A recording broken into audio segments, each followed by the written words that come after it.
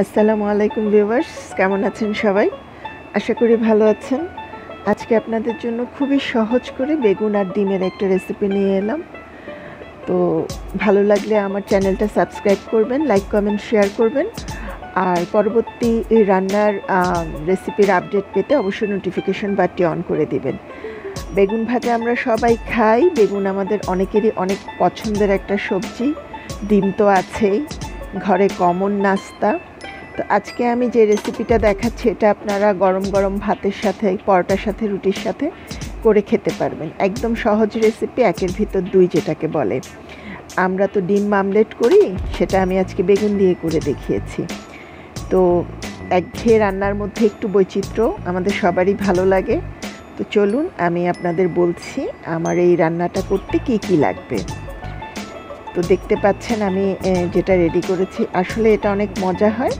এটার জন্য নিয়েছি আমি একটা বেগুন। বেগুনটা খুব ভালো করে আগেই ধুয়ে নিয়েছি, ধুয়ে পানি ঝরিয়ে নিয়েছি, কোনো পানি নেই। এই বেগুনটা, একটা বেগুন নিলাম আমি, সাথে দিচ্ছি বেশ কিছু পেঁয়াজ কুচি, বড় একটা পেঁয়াজ কুচানো, 2 কোয়া রসুন দিয়েছি কুচি করে, আর 2টো কাঁচামরিচ কুচিয়ে নিয়েছি। তো রসুনটা অপশনাল, বেগুনটা একটু অ্যালার্জেটিক বলে আমি রসুনটা দিই। আপনাদের ইচ্ছে হলে রসুনটা অ্যাভয়েড করতে পারেন, এবং কাঁচামরিচের ঝালটাও নিজেরা পছন্দ মতো দিবেন। 2টো ডিম লাগছে। সবার প্রথমে আমি বেগুনটাকে টুকরো টুকরো করে কেটে নিব, গোল গোল করে, চাক চাক করে, যেভাবে আমরা বেগুন ভাজাটা করি।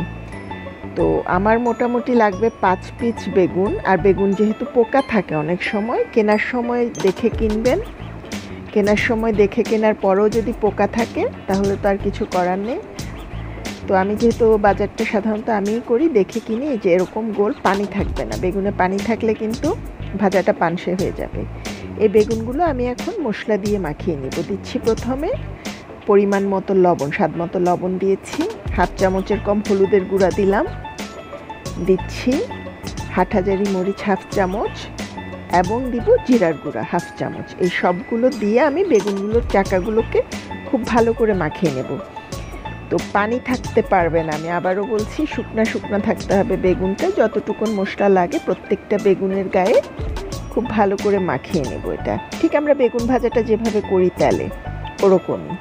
এই যে দেখছেন, তো এভাবে করে মাখিয়ে আমি বেগুনগুলো তুলে একটা শুকনো ডিশে নিয়ে ফেললাম।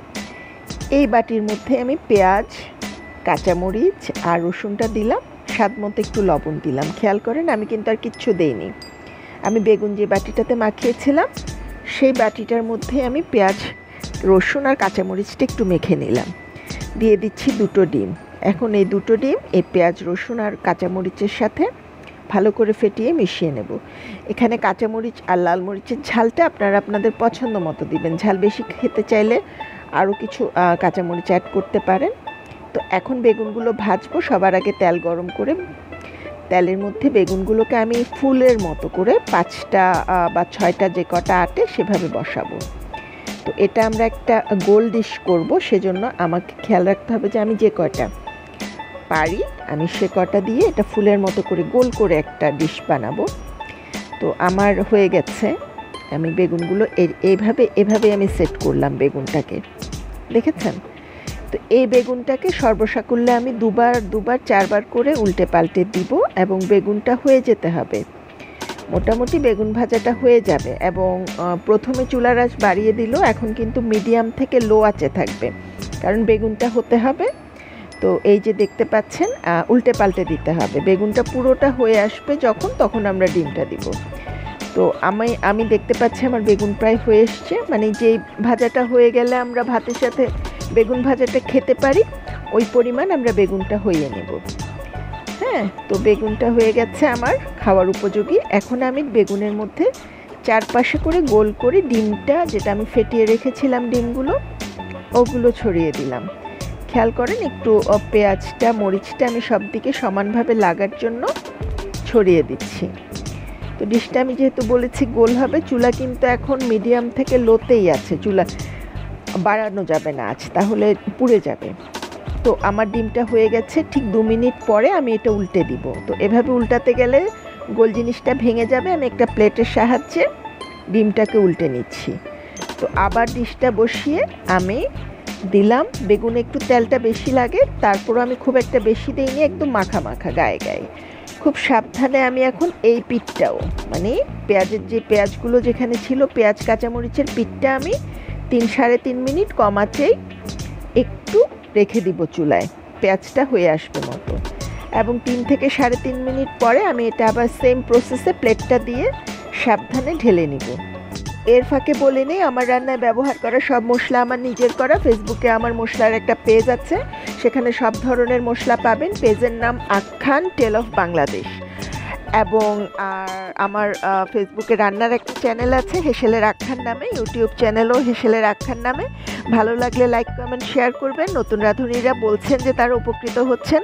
চটজলদি ফাঁকিবাজি রেসিপি, আপনারা এটা করে আমাকে জানাবেন কমেন্টে অবশ্যই কেমন লাগলো। আমার ভিডিওটা দেখছেন, আমার ভালো লাগছে। আপনাদের সহযোগিতায় আশা করি আরও ভালো ভালো রান্না আপনাদের জন্য নিয়ে আসতে পারবো। তো ভালো লাগলে লাইক কমেন্ট শেয়ার করবেন, নোটিফিকেশন বার অন করে দিবেন এবং অবশ্যই আমার চ্যানেলটা সাবস্ক্রাইব করবেন। আপনাদের সবার জন্য রইল আমার অনেক অনেক ভালোবাসা ও কৃতজ্ঞতা। ভিডিওটি দেখছেন বলে, আমাকে উৎসাহ দিচ্ছেন বলে, আমার ভিডিওগুলোতে কমেন্ট করছেন, আপনাদের সবাইকে অনেক অনেক ধন্যবাদ।